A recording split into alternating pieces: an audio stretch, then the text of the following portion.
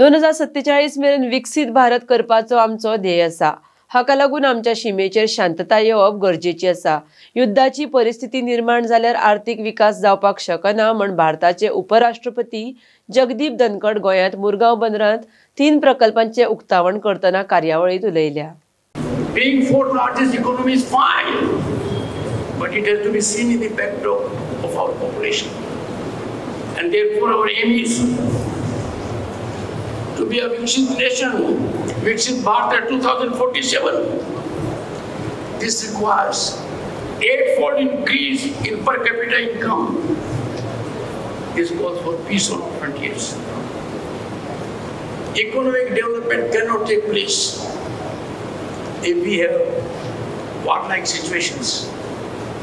Peace is fundamental to growth and development. Peace comes from strength